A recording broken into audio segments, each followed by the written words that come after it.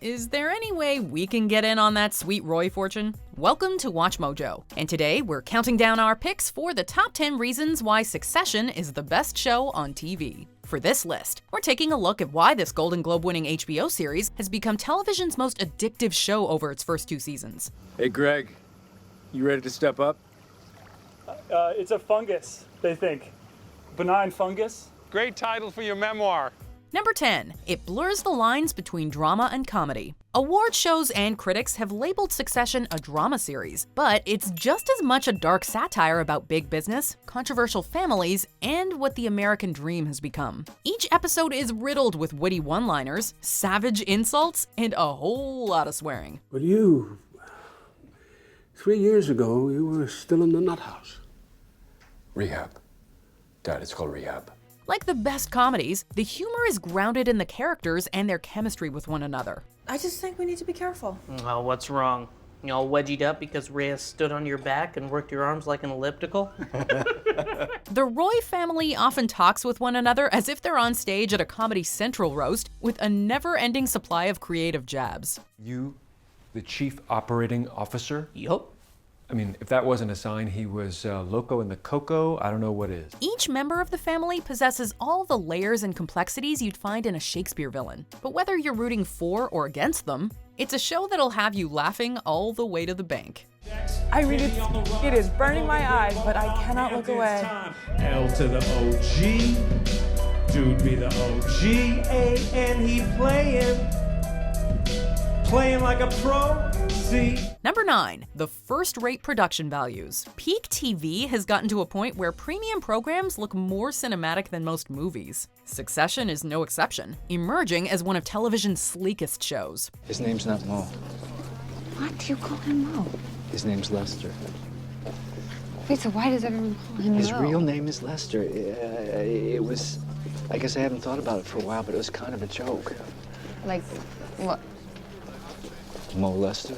With many series that are as dialogue-heavy as this, the production values are usually an afterthought. Alongside the writing, it's the direction, cinematography, and editing that bring out much of the show's personality. The use of handheld cameras and zoom shots gives Succession an almost documentary-like quality. Listen, you know I love what you do, right? I mean, I'd love to keep you and your team in place, Lawrence. I think Walter is the shiz. We're the shiz? This, in turn, heightens both the intensity and humor of the show, which is all the more evident when the Roys fire off at one another and somebody realizes they've been owned. I mean, I was gonna mansplain it to you, but I think he did a very good job. Number 8. The behind-the-scenes talent. Creator Jesse Armstrong, who won a Primetime Emmy for writing the season 1 finale, knows how to strike the right balance of black comedy and tragedy. Armstrong previously scored an Oscar nomination for co-writing In the Loop, which offered a similar mix of political satire and insult humor. Your swearing does not impress me. My husband works for Tower Hamlets, and believe me, those kids make you sound like Angela Lansbury. Viewers can also notice a clear influence from executive producer and pilot director Adam McKay, whose notable credits include films like The Big Short and Vice. I can feel your recriminations and your judgment, and I am fine with it. Between McKay's visual eye and Armstrong's dialogue, Succession is exactly what one would expect. A biting exploration of both the most cunning and the most incompetent people at the pinnacle of power. Sometimes I think you just need a good old-fashioned dinosaur call. And who's the big T-Rex in your sights? Oh, I mean dinosaur attitudes, dinosaur values. No, I would never go after my dad. That's a sport others enjoy. Number 7. Jeremy Strong as Kendall Roy. On Succession, Jeremy Strong delivers a breakthrough performance as Kendall Roy, who seems like a prime candidate to inherit his father's media empire. This is it. This is the day we make it happen, Ficret. You're the man, Mr. Roy. You're the man. What's tragic about Ken is that we can see the potential for a smart, capable leader. However, when you're living in the shadow of such a cold, domineering figure, it's easy to get lost. Ken is constantly torn between pleasing his father and being his own man, which drives him to take increasingly desperate measures to do both. He is gambling our last dollars at the track on a horse that's ready for the glue factory, and I'm calling for a vote of no confidence in him as CEO and chairman. Strong hits just the right note as a man who wants nothing more than to prove himself, but often collapses under the weight of his insecurities, addictions, and ego.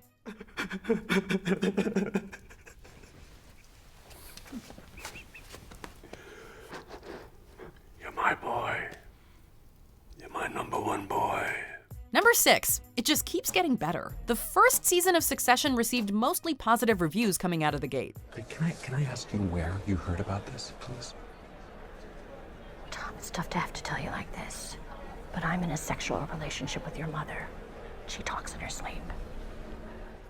Season 2, however, has garnered universal acclaim, with many critics awarding it near-perfect scores. The pilot is only a small taste of the captivating character dynamics and killer twists that are about to unfold. From there, the series keeps building tension with each episode, finding new ways to top the last. No. Bill's not the answer. We need something big. Yeah. Time for the blood sacrifice. Many have labeled the Season 2 finale as the most intense, unpredictable, and well-crafted hour yet. Can you handle it? Well, yeah. Yeah, Dad, that's really exciting. Although, an argument can be made for the Season 1 finale. We won't dare give away what happens in either, but each will leave you astonished and anxious for more. But the word is, like, the family line is that we're not going to let it spoil anything. Right. Oh, good. You know? Number 5, The Ensemble. Jeremy Strong isn't the only contender for this show's MVP. Brian Cox, who plays Kendall's father Logan, has a temper that can't be matched, which further increases his appeal. I thought we had this all sewn up. I said I hope. Don't interrupt me. Kieran Culkin has earned a couple of Golden Globe nominations for his work as Roman Roy, the youngest of the Roy siblings who has no filter. Too far. Sorry, it's just... Ooh, them's the facts. There's also Sarah Snook as Shiv Roy, who's usually the most calculating and composed of her siblings. Frankly, I want what's best for me. But the other people, the folks who want you to get up there tomorrow and get pulled apart, they want what's best for them. Of course, Shiv is at her best when she's with boyfriend Tom, who has a habit of saying the worst thing at the exact wrong time. Vaughn Roy, Oh my God. will you marry me? What? We can't forget Alan Ruck's portrayal of the oldest Roy sibling, Connor, who's perhaps the most delusional of the bunch. I think I finally found a job I want to do. Okay, what is it? President of the United States.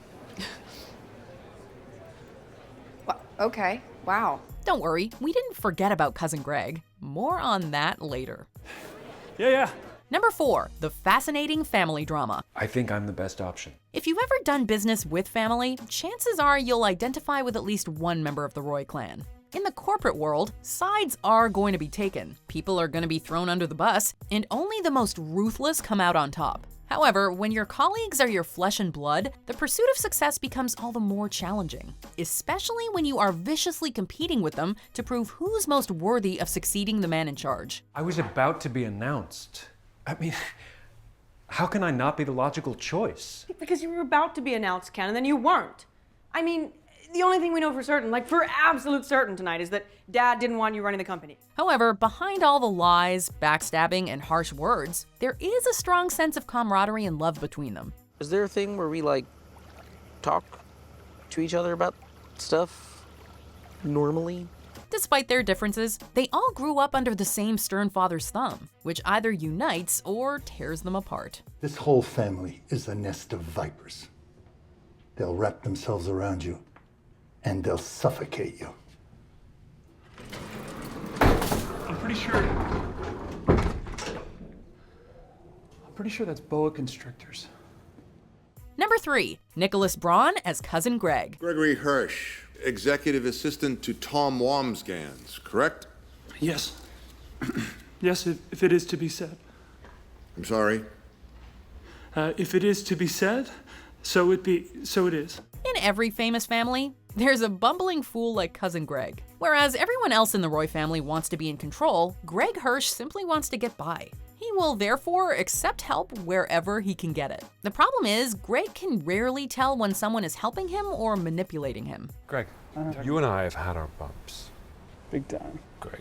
And when paired with Tom, who seizes every opportunity to take advantage of his naivety, the scenes produce comedy gold. Can we... Although Greg is treated as a puppet, a scapegoat, and the butt of the joke, he's not above blackmailing someone. I made copies of a few key documents related to all that stuff in case I got into any trouble at all. So, yeah, I would just think like anybody would be wise to keep me in a good role.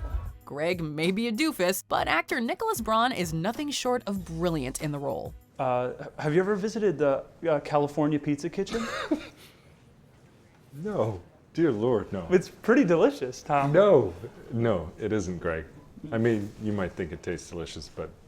They make a Cajun chicken linguine just how I like it. But that's not how you're supposed to like it. Number 2, it makes us sympathize with awful people. But it was a really good effort, really. Quite tremendous. So take this back to your life. It's $250,000. Enjoy. From Breaking Bad to The Sopranos to Game of Thrones, we found ourselves empathizing and occasionally even rooting for some of TV's most despicable human beings. On the surface, the Roy siblings seem like the most selfish, privileged, and conniving people on the planet. And yeah, they kind of are. As easy as it is to despise families like the Roys, the truth is that they are vulnerable, and each struggle with their own set of issues. You know, my guy says that if Dad had had therapy, I wouldn't need so much. My guy's surprised I got through it at all. I'm not sure you did make it through it all. Considering the fact that they were raised by someone as strict and authoritarian as Logan Roy, it's easy to see why they turned out the way they did. Even when we find ourselves loathing the Roy family, we just can't stop watching them. What you kids do not understand, it's all part of the game. Before we continue, be sure to subscribe to our channel and ring the bell to get notified about our latest videos. You have the option to be notified for occasional videos or all of them. If you're on your phone, make sure you go into your settings and switch on notifications. Number 1, it parallels famous families. Watching Succession, you'll notice various similarities between the Roys and real-life families. This is not purely coincidental, as many of the characters are based on actual people. Yep, I see what this is. I see it. Shiv's characteristics resemble those of Sherry Redstone and Ivanka Trump, well-spoken daughters of wealthy businessmen. Meanwhile, the sibling rivalry between Ken and Roman mirrors that of James and Lachlan Murdoch. Logan is also shown to possess traces of Rupert Murdoch, Sumner Redstone, and Donald Trump all rolled into one. Yeah, it's a game. Boar on the floor. I feel... Get down! Boar on the floor. Boar on the floor. We often find ourselves envying the rich and famous. But while the lifestyle of the Roy family may be lavish, Succession never glorifies the world they live in. Rather, it shines a spotlight on the dark side of wealth, forcing us to consider if money can buy happiness. Help me out here, because there's something I'm not seeing. It's the name. Which? You mean Dust? Roy. Kendall Roy.